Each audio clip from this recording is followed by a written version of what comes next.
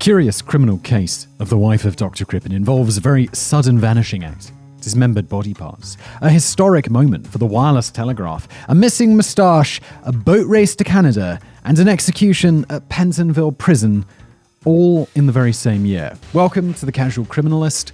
I'm your host, Simon. As always on this show, well, this is actually the premiere episode, so you won't know that, but here, Danny writes me a script. I will read it to you.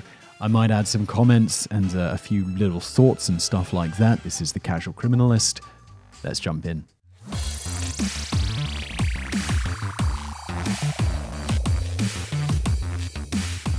Life on the foggy streets of old London town in the very early 20th century was tough in more ways than one. While all the poor people were dropping dead from whooping cough, scarlet fever, bubonic plague and rickets, the wealthier classes were facing their own set of problems, their own set of, first world problems back in the early 20th century. Always a thing, apparently. The main issue was that the television hadn't been invented yet, and although newfangled cinema houses had started to open their doors for the first time in central London, it would be at least another 20 years before anybody made a film that might be worth watching. And I've seen some of those early movies, which are like just a few seconds long. I think the first ever movie made was called The Garden Party or something, and it's just a looping couple of seconds of people at a garden party. Film came a long way. Anyway, let's move on. On top of that, they were even starting to close down the opium dens, and you wouldn't be able to get your hands on a doner kebab until about the 1940s. Yeah, the hard times, between opium dens and doner kebabs, the worst of times. And, also there were wars. So the most exciting thing you could hope to do on a typical Saturday night was snap up a ticket for a musical variety show down at a respectable venue, like the Hackney Empire. If you were lucky, you might catch a couple of banging tunes performed by the queen of musical herself, Miss Mary Lloyd. And I don't think I can play these for you because I'll get copyright claims and stuff like that, because even though these are almost certainly out of copyright, there's going to be some company out there hoovering up the rights and just making my life miserable. Well, I had to listen to these, and they're really bad. I mean, I know people had different tastes and stuff back in the day, but it's sort of like a woman who can't sing very well telling a really long story. There's no chorus or anything. There's no hook. It's just not very good. Maybe some people love musical music. I would describe them as people without taste. Or, on a quieter night, you might get to see an escapologist, a flea circus, a talking dog, a fire eater, or an amazing feat of memory from the Living Encyclopedia. Yeah, none of these things are really die-hard, though, are they? If you were something of a musical connoisseur, you might have become familiar with a lesser-known up-and-coming singer who went by the stage name of Belle Elmore. And in that case, you'd have known to avoid that particular show like the plague, bubonic or otherwise, because though Belle Elmore always felt she was destined to be a star of the stage, the truth was that she had no discernible talent whatsoever, and Danny has written that in italics, so I assume she really was an absolutely talentless hack. During one performance at the Bedford and Euston Palace, where her services had been engaged for a full week, she was actually hissed off the stage by the audience on the first night. Everyone knows that hissing is worse than booing. She wasn't asked to come back the next day. No surprises there. Yet although she may have deserved a few bad reviews, Belle Elmore certainly didn't deserve the grisly fate that was said to have befallen her during the month of February in the year 1910. But did the right person hang for the crime? And why was the seemingly cut and dry case dug up again nearly a century later? Well, good news. You're listening, or maybe you're watching, The Casual Criminalist, and you're going to find out. Thanks to Danny and me. Belle Elmore's real name was reported to be Cora Turner, although as she'd been married to Dr. Crippen since 1894, her name would have been Cora Crippen by the time she took to the stage of the music halls of London. Although it turns out that Corrine was never her real name either. In fact, her real name was, and this is a pronunciation nightmare, Kunigunde Makamotsky, maybe? But to make Simon's life a bit easier, thank you, Danny, always appreciated. Let's just stick to Cora Turner for the rest of this script, as that's the name she was most commonly known by anyway. I feel as soon as someone's got multiple names already, I mean, she's not the criminal today, I believe. It's got to be her husband, right? But having multiple names is always a bit sketchy. To tell the tragic story of Cora Turner, we first need to properly be introduced to the slightly peculiar-looking man that she was destined to marry. I'll throw him up on the screen now if you're watching the show today. Well, you can see him. He's a strange-looking man. He's kind of got these bulgy eyes. Maybe Danny's going to tell us all about it. Hawley Harvey Crippen was born in Coldwater, Michigan in the United States in 1862 to a comfortable family. I assume financially comfortable rather than, comfortable to sit on or something like that. That was a terrible joke. After graduating from the University of Michigan, young Crippen completed a degree from Cleveland Homeopathic Hospital and took the first of many hops across to England to improve his medical pedigree. Well, he's not started off with a very good medical pedigree, has he? Because he's done homeopathy. I don't know. If you're listening to the show and you like homeopathy, you're going to be in for a treat because I absolutely love ragging on homeopathy as hard as possible. By 1880, it's like, we put a drop of this in the ocean and then we scooped out a bit of the ocean somewhere else, but it retained the memory of the magical substance. Yeah, right. By 1885, it acquired another diploma from the Ophthalmic Hospital in New York, and it set up his own medical practice in Brooklyn. Dr. Crippen married his first wife, Charlotte Belle, in Santiago in 1887, and the young couple had a son, Otto Hawley Crippen. Tragically, Charlotte Belle became ill and died suddenly just 3 years later. Young Otto was packed off to California to be raised by her mother, and it's believed that Dr. Crippen, Charlotte Belle's mother, not Otto, was a girl because her mother. That was confusing for a second, but I'm back with it now. And it's believed that Dr. Crippen had little or no further contact with his son. A few years later, Dr. Crippen had met up with a 17-year-old girl from Brooklyn who identified herself as Cora Turner and who harbored dreams of becoming a star of grand opera. It wasn't until much later in their relationship that she revealed her real name was Kunigunz Makamotsky, again, maybe, and that her father was a Russian Pole while her mother was German. Probably why she has such a difficult to pronounce name right there. I like Cora Turner better. And I thought we agreed we were going to stick with Cora Turner. Shortly after getting married, Dr. Crippen and his second wife took the unusual step of moving permanently to London in the year 1900. It would be the first of many quite odd decisions that Crippen would take.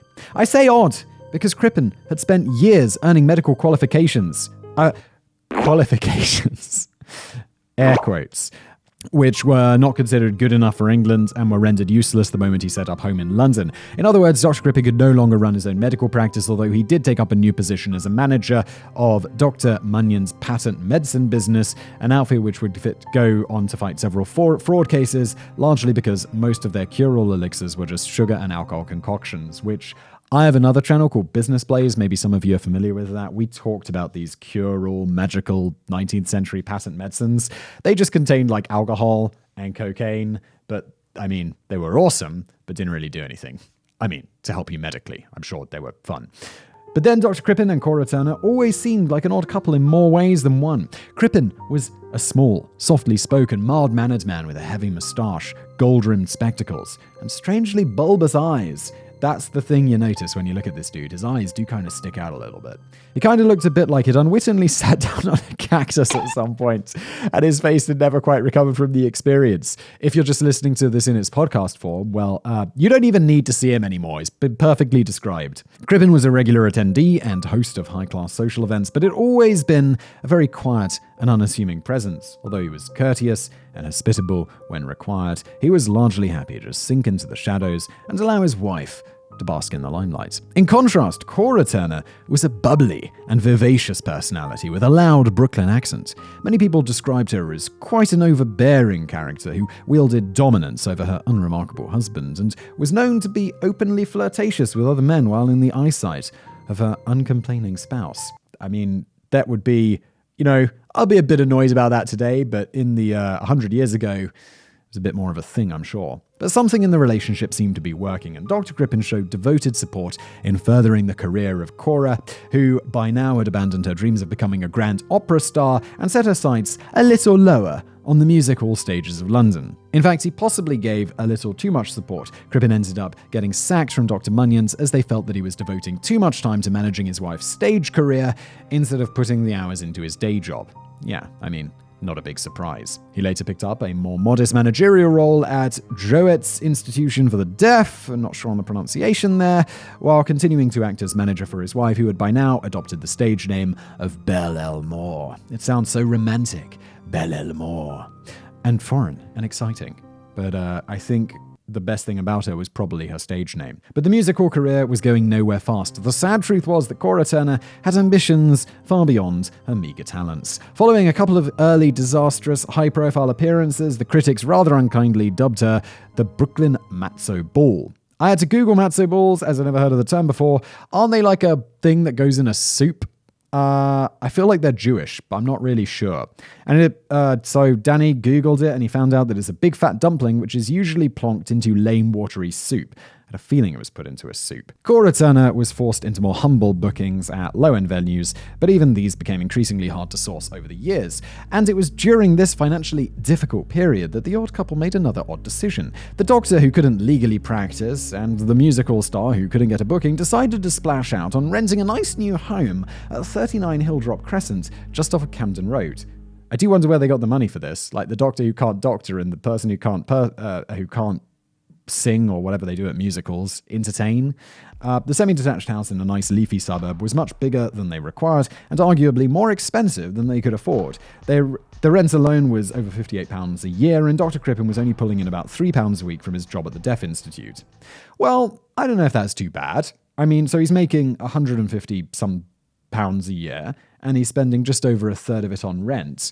I mean, maybe times were different back then, but I feel like a third of your money on rent is not particularly bad today. But I guess things were different back in the day. But they got around this problem by taking in lodgers to help top up the finances and keep Cora Turner in flamboyant dresses and fox furs and jewelry for all the shows that she wouldn't be performing and all the after-show parties that she wouldn't be attending, because she was terrible. Also, furs are super expensive. I was in a shop the other day. It was just a big department store, and they had these furs. I have no interest in buying furs. 1, I am a man. 2, I can never imagine my wife wearing anything like that. But I was like, how much are these actually? Well, 1, they were incredibly soft. And I also picked up the tag, and I was like, the equivalent of several $1,000s. Oh, good. It's believed that part of the thinking behind the move to a bigger house that they couldn't really afford was so that the couple could have separate bedrooms. Okay, I mean, just sleep on the couch if you're having some troubles. But, this is the early 20th century. It's going to be tricky for them to get divorced. By this point, is it tricky for people to get divorced back then in England? I don't even know. I feel like I should know that, but I do know less people did it. At this point, it seems Dr. Crippen and Cora Turner were still consumed by the flames of passion. Oh, they were? Oh, just not for each other. Cora was openly flaunting a string of younger lovers in public, including some of the lodgers at Hilltop Crescent, before developing a long-term affair with American musical performer called Bruce Miller. Meanwhile, Dr. Crippen had fallen in love with an 18-year-old secretary who worked for him at the Deaf Institute. Ethel Leneve seemed a little more in tune with Crippen's own character than his wife. She was quiet, intelligent, and treated the doctor with respect, something he hadn't been used to for quite some time. At this point, I do wonder why they would or rent a big house together. I mean, it does seem like you want to go your separate ways. I guess he is supporting her in her musical career, but he's not super successful. So, I mean, and I assume with a string of younger lovers, she's relatively attractive. Couldn't she find an easier person, a more successful person to pay for all of this for her? Interesting. But despite the fact that these infidelities were never particularly well hidden from public view, Dr. Crippen and Cora Turner still strangely persevered with keeping up the appearance of a happily married couple, regularly hosting dinner parties and social events which only thinly disguised the cracks in this clearly unhealthy relationship. It was an unhealthy relationship, though, that was about to take a drastic turn for the worse. It's getting exciting. There is going to be some crime, I promise. It's just a bit of a long build up to it. Anticipating the crime, the background, we want to go into depth. On Monday, the 31st of January 1910, the Crippens held a dinner party at their home in Hilldrop Crescent for their good friends Paul and Clara Martinetti. It largely went down well, except for a small incident in which Paul Martinetti had asked to use the bathroom and Dr. Crippen failed to escort his guest upstairs to show him where it was. The house wasn't that big, so I'm sure Paul managed to eventually find the bathroom of his own accord, but Cora Turner was furious with her husband's lapse in etiquette and berated him at the dinner table. Well, that's inappropriate. Be like, how terrible. You didn't tell our guest where the bathroom was. I'm going to berate you, Paul Crippen, whatever your first name is. Aside from that, everyone must have been enjoying a good night of wine and whist, as the Martinettis didn't leave the house until 1:30 a.m. It would be the last day that Cora Turner was seen alive. Oh, did Crippen finally snap and murder her? Over the next 2 weeks, friends began to notice Cora Turner seemed to have disappeared into thin air. Dr. Crippen originally responded to polite inquiries by revealing that his wife had simply popped back over to America to spend some time with her family. It's all very convenient in the days before Facebook or whatever. Yeah, no, she's in America. It's really far away. Good luck finding out. But then his story began to take a more tragic twist. Cora had now apparently fallen gravely ill while out in the States, and the outlook wasn't good. It definitely sounds like he's spinning the story ready for her, to never be seen again, and that she somehow mysteriously died at some point, and hopefully no one will ever put it together, and Dr. Crippen will carry on with his life without his mean wife. Finally, he composed a series of letters on black-edged paper to close friends in which he broke the sad news that his wife had passed away from pleuropneumonia. In one such letter to their friends Robert and Louise Mills, he wrote, "Imagine, if you can, the dreadful shock to me, never more to see my Cora alive, nor hear her voice again." Dude, it doesn't sound like you're going to miss her very much. She sounds like she was really mean. She berated you at the dinner table because you didn't show the guests where the bathroom was. She is being sent back, and I shall soon have what is left of her. Of course I am giving up the house. In fact, it drives me mad being in it alone. I will sell everything. I do not know what I shall do. Probably find some business to take me traveling for a few months until I can recover from the shock. As soon as I've settled a dress, I will write again to you, as it is so terrible to me to have to write this dreadful news. Will you please tell all the friends of our loss? With love to you all, I will write again soon, and give my address from Dr. Crippen. Okay, this all sounds relatively believable. Like if I were the friends, you'd be like, okay, it'd be a bit weird if I asked to see the body. This explanation didn't appear to convince everyone, though. Oh, okay. I guess I'm just not curious enough. I'll be like, okay, Doc, that's sad. Sorry to hear. But let's see what happens. Shortly afterwards, Crippen's young secretary lover, Ethel Leneve, moved into Hilltop Crescent, and the pair were often seen out and about in town. It's possible they may have checked out a few musical shows now that the infamously terrible Belle Elmore appeared to have been removed from the bills. Yeah, they were probably pleased about that as well. But old friends were particularly displeased to see Ethel Leneve was wearing some of Cora Turner's old fur coats and jewelry, including a particularly distinctive and expensive brooch. Considering his wife had only been dead for a few weeks, this seemed to be in quite poor taste. Agreed. Hold off the fancy coats, Ethel. It doesn't look good. Even if she was actually dead, that's not a good look. A number of old friends, including the Martinettis and a musical strongwoman who went by the stage name Volcana, eventually approached the police with concerns about not feeling entirely satisfied with Dr. Crippen's explanation of the fate of Cora Turner. It's possible that Paul Martinetti was just fuming about not being escorted to the bathroom at that dinner party. That poor guy. How did he ever manage? He ended up peeing in a corner. The matter was overseen by Chief Inspector Walter Dew, a highly respected figure approaching retirement who had previously worked as a detective constable during the Jack the Ripper investigations of 1888. Well, that's quite some pedigree right there. Although they never caught him, so, I guess less so. He felt that he had heard enough to warrant a closer look at the case of the vanishing musical flop, and in his police report he noted, "It will be gathered from the foregoing that there are most extraordinary contradictions in the story told by Crippen, who is an American citizen, as is Mrs. Crippen, otherwise known as Belle Elmore. Without adopting the suggestion made by her friends as to foul play, I do think that the time has now arrived when Dr. Crippen should be seen by us and asked to give an explanation as to when and how Mrs. Crippen left the country and the circumstances under which she died." Just a personal note here, the letter from Dr. Crippen, who is a doctor, is much harder to read, and the grammar seems much worse than the English from this police detective or constable or whoever this chap is right now. That was easy to read, comparatively, especially for early 20th century English, which is usually a bit of a nightmare. On the 8th of July, Chief Inspector Dew and Sergeant Mitchell visited Dr. Crippen at his home on Hilltop Crescent. Intriguingly, the reports noted the presence of Ethel Leneve and described her as the doctor's housekeeper. Even more intriguingly, Dr. Crippen made a surprise opening confession to the police. He said, "I suppose I had better tell the truth. All my stories about her illness and death are untrue. So far as I know, she is not dead at all." What are you doing, Doc? Okay, so it basically seems that they didn't believe the first story, so it's just like, oh, let's just try something else and make up an excuse. It actually seems like quite a good idea. A sympathetic Chief Inspector Dew was shown around the property by Crippen and his housekeeper and seemed to find the new version of the story believable. Also, it worked. He advised Crippen that it would be helpful if Cora Turner was traced so the story could be confirmed, and Crippen agreed to place advertisements in American newspapers which would request that his wife make contact. At this point, it's entirely possible that no further action would have been taken if Dr. Crippen had just stayed put for a while. But Dr. Crippen was about to make another bad decision.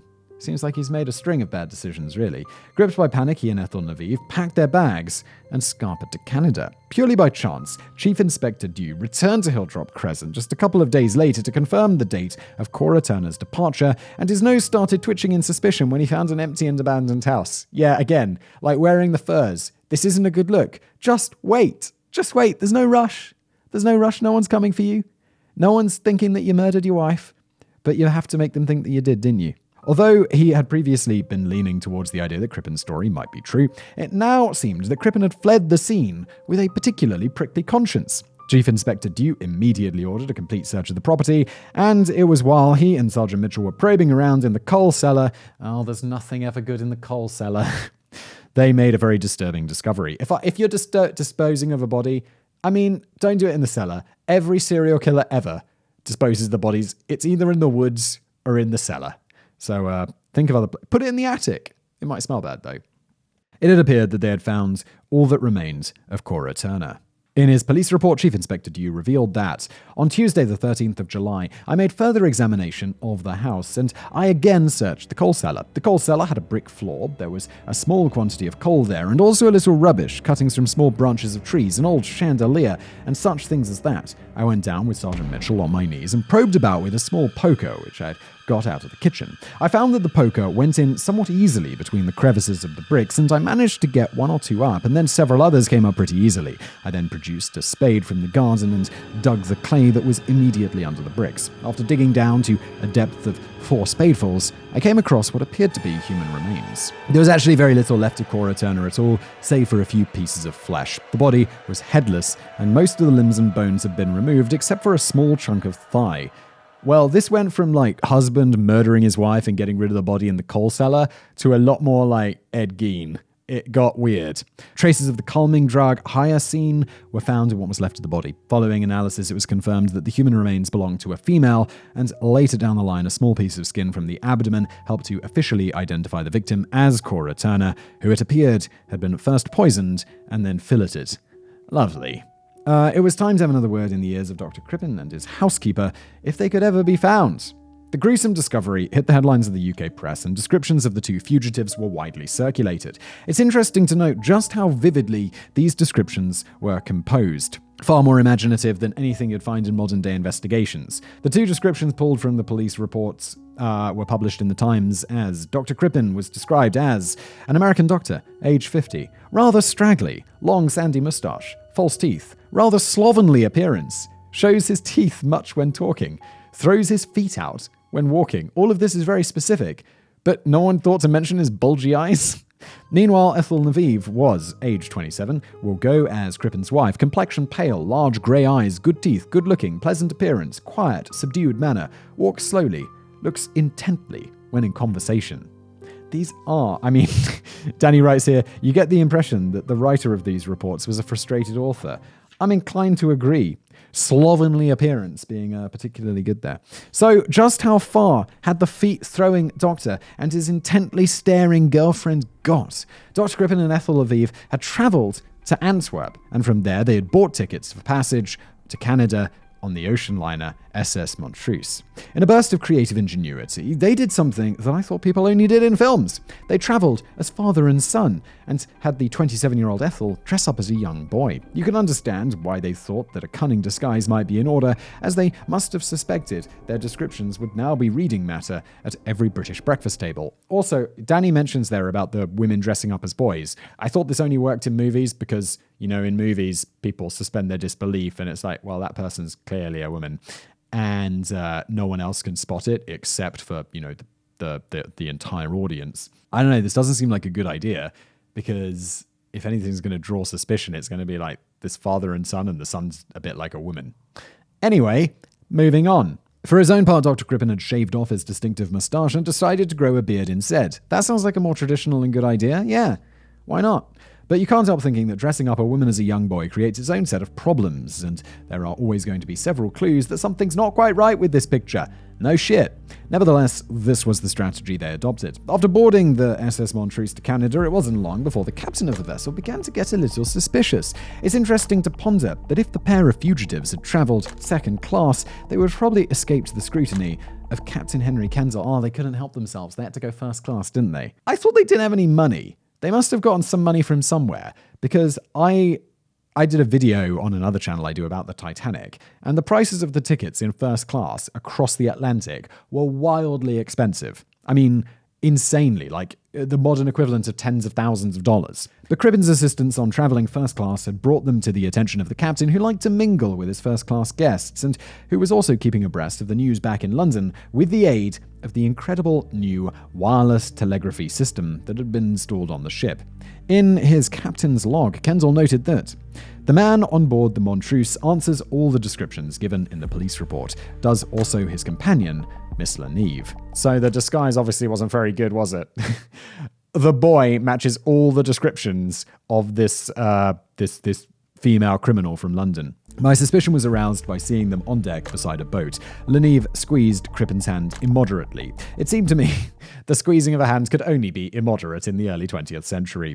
It seemed to me unnatural for two males, so I suspected them at once. Leneve had the manner and appearance of a very refined, modest girl. She does not speak much, but always wears a pleasant smile. She seems thoroughly under his thumb, and he will not leave her for a moment. Her suit is anything but a good fit. Her trousers are very tight about her hips and are split a bit down the back and secured with large safety pins. He continually shaves his upper lip, and his beard is growing nicely. I often see him stroking it and seeming pleased, looking more like a farmer every day. This guy sees straight through it. I knew the disguises would be a bad idea.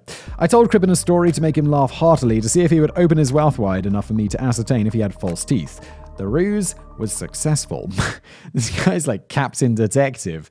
All the boys' manners at the table when I was watching him were most ladylike, handling knife and fork and taking fruit off dishes with 2 fingers. Crippen kept cracking nuts for her and giving her half his salad, and was always paying her the most marked attention. He would often sit on deck and look up aloft at the wireless aerial and listen to the crackling electric spark messages being sent by the Marconi operator. He said, "What a wonderful invention it is."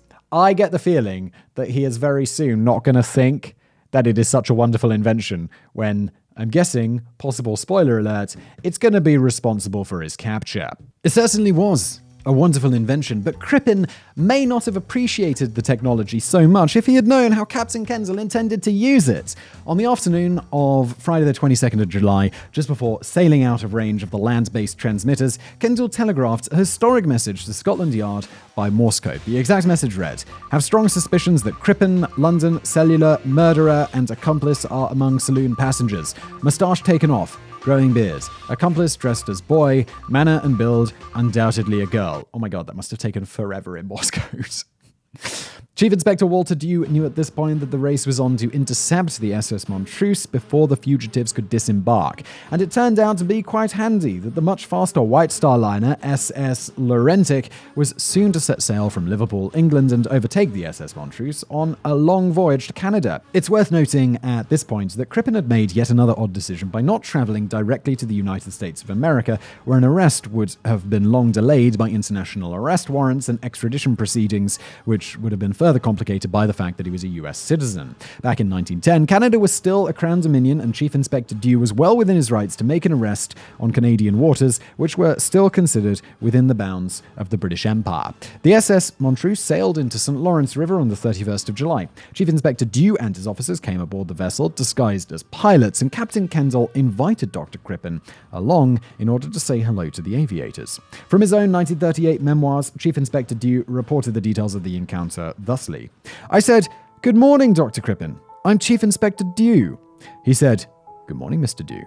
I said, 'You will be arrested for the murder and mutilation of your wife, Cora Crippen, in London, on or about the 2nd of February last.' He said, 'I am not sorry. The anxiety has been too much.' Old Crippen took it quite well. He was always a bit of a philosopher, though he could not have helped being astounded to see me on board that boat. He was quite a likable chap in his way." Yeah, I can imagine this. Like, if you've murdered someone and you're kind of an anxious disposition, it's going to be pretty hard to not think of that. a lot of the time and feel guilty about it. I mean, if you're not a complete psycho. The likable philosopher and his young boy were escorted back to London, where it was decided they would face trials separately. The trial of Dr. Hawley Harvey Crippen began at the Old Bailey on the 18th of November 1910 and would last just 5 days. The prosecution proved beyond reasonable doubt that the remains of the flesh of Cora Turner had been shown to contain traces of hyoscine, a poison which Dr. Crippen had ordered from Lewis and Burroughs' shop in New Oxford Street just a couple of weeks prior to Cora's disappearance. Doesn't look good, does it, Doc? The order of 5 grains had been so unusually large that the shop had needed to place a special order with the wholesalers before Crippen could collect it a few days later. The body of Cora Turner had been identified by a small scar on a piece of lower abdomen originally caused by an abdominal operation, which matched up with Cora's own medical records. But perhaps the most compelling of all, the human remains had been wrapped in a pajama jacket, which was proved to belong to Dr. Crippen. Dude, you're a terrible murderer. Like, how did you get away with it for so long? This is fairly conclusive evidence. I'm going to guess that you're going to get hung, I guess, was how they kill people back then. The label on the pajama jacket led to the manufacturers Jones Brothers of Holloway, who confirmed that the material was first acquired by the firm in 1908, and a delivery of 3 such sets of pajamas were delivered to 39 Hilltop Crescent in January 1909. The prosecution alleged that Dr. Crippen had first poisoned his wife, then professionally removed her bones and limbs, which he later burned in the kitchen stove.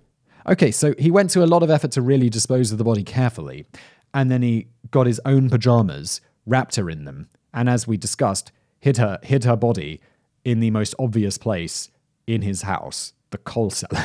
Okay, Dr. Crippen, you're sounding a little bit crazy. He then dissolved her organs in a bathtub full of acid and disposed of some of the other bits while he was out on jolly day trips. It was speculated that he placed her head in a handbag, which he merrily tossed overboard into the sea during a documented boat trip to France. So why didn't you get rid of her whole body, Doc?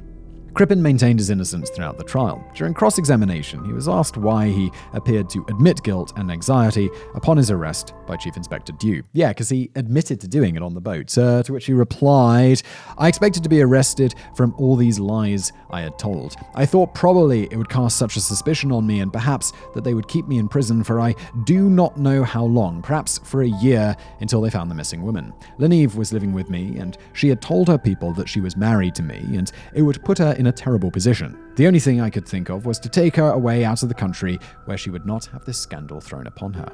His defense was that the body found in the cellar must have been there long before he and his wife moved into Hilltop Crescent. But of course, this wasn't a particularly strong defense. Of course it wasn't. The body was wrapped in your pajamas, dude. Come on. As Danny says, but of course it wasn't a particularly strong defense when it had just been confirmed that the pajama jacket had been manufactured long after Crippen and his wife had moved in. The jury took 27 minutes to reach a unanimous guilty verdict. No surprises there, and I imagine most of that time was spent sorting out the problem with an order for tea and biscuits. Yeah, unless we're going to discover something else in this episode, seems pretty damn cut and dry. That evidence is fairly overwhelming there, Doc. During the final sentencing, the Lord Chief Justice Richard Everard Webster declared, "Hawley Harvey Crippen, you have been convicted upon evidence which could leave no doubt on the minds of any reasonable man that you cruelly poisoned your wife, that you concealed your crime, you mutilated her body, and disposed piecemeal of her remains. It was further established that as soon as suspicion was aroused, you fled from justice and took every measure to conceal your flight. On the ghastly and wicked nature of the crime I will not dwell. I have now to pass upon you the sentence of the court, which is that you be taken from hence to a lawful prison, and from thence to a place of execution, and that you shall be hanged by the neck until you are dead. And may the Lord have mercy on your soul." This feels so old school, and you see it in movies all the time where they're like, "To be hanged by the neck until he's dead.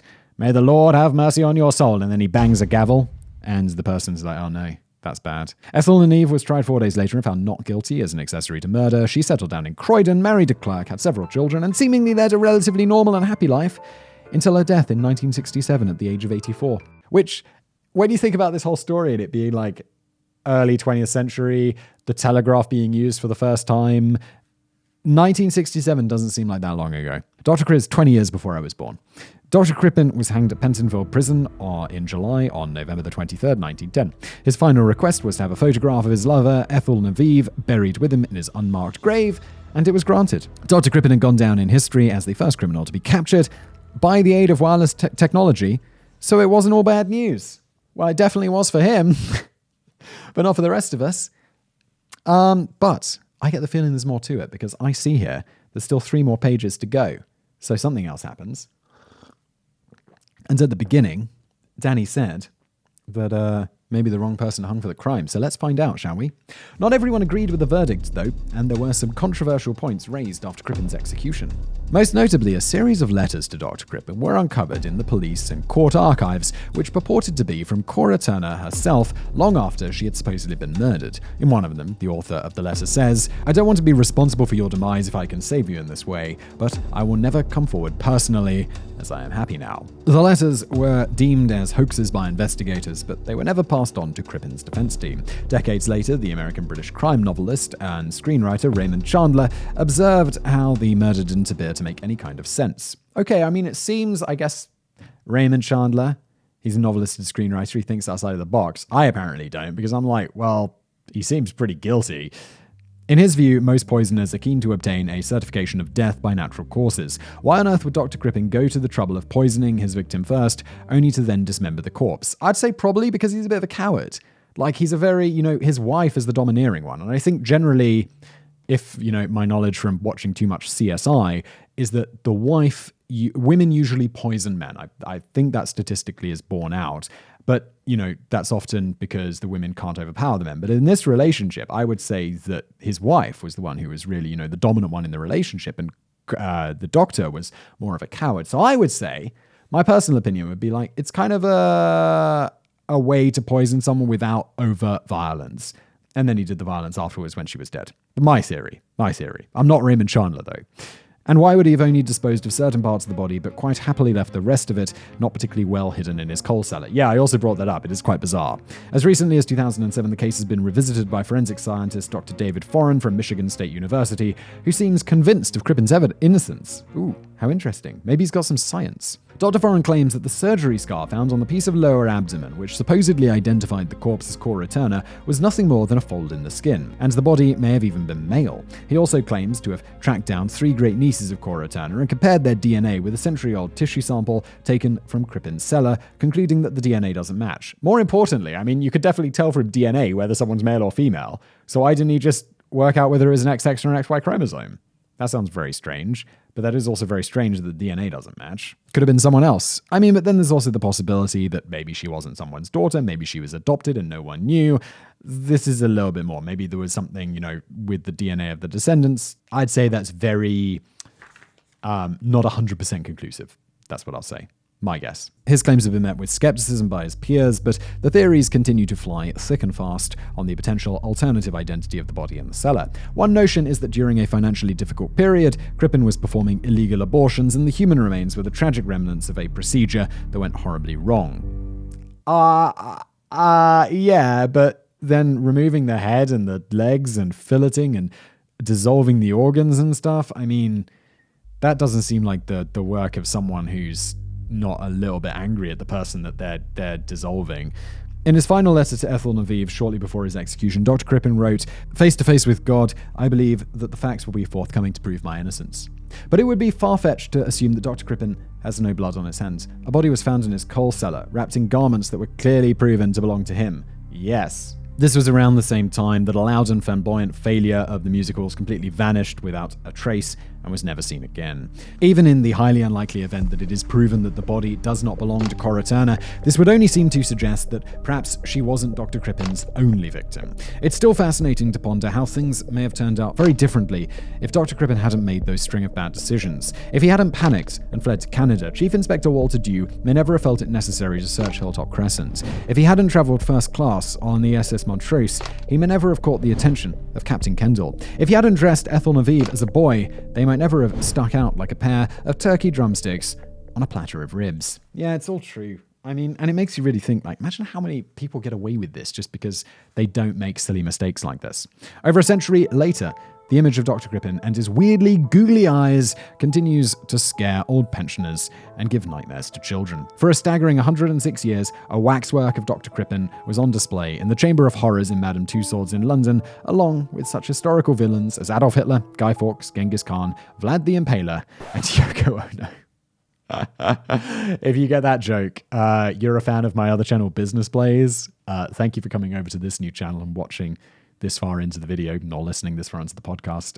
If you're not a fan of Business Plays and you would like to see me make fun of Yoko Ono extensively and for long periods of time, definitely go check out Business Plays. The waxwork of Dr. Crippen survived the Dogger Bank earthquake of 1931, the strongest earthquake ever recorded in the UK, although its head fell off and needed to be repaired. If a couple of arms and legs had fallen off too, it might have proved a fitting tribute to the London cellar murderer.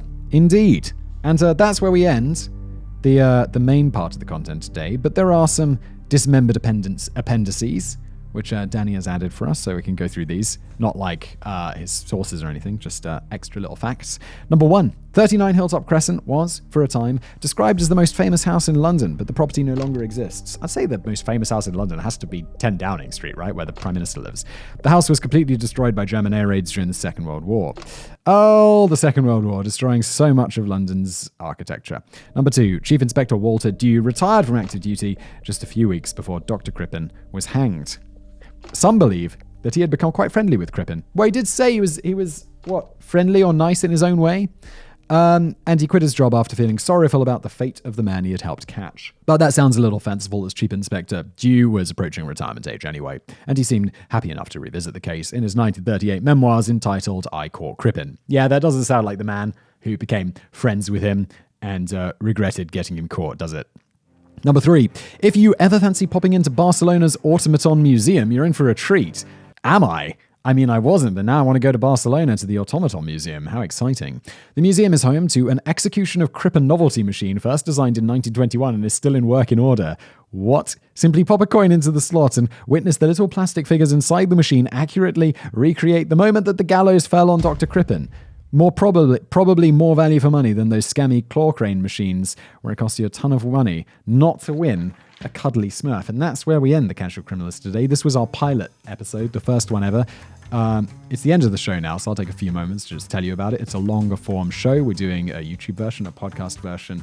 Of course, if you've got suggestions as well for criminals that you would like us to cover on the show, we can do that. I probably should have also explained the big microphone at the beginning in case you're watching this on YouTube. It's because it delivers much better sound quality, which is important for people who are consuming this as a podcast, or if you're listening to this on YouTube, well, you just get to enjoy the richness of my voice in all its glory. I'm just joking. But yeah, thank you for watching The Casual Criminalist. Please leave a comment below if you're watching this. Please do leave us a review if you're getting this in its podcast format. And we'll see you next time. Oh, we plan this to be a weekly show, so do subscribe. Thank you for watching.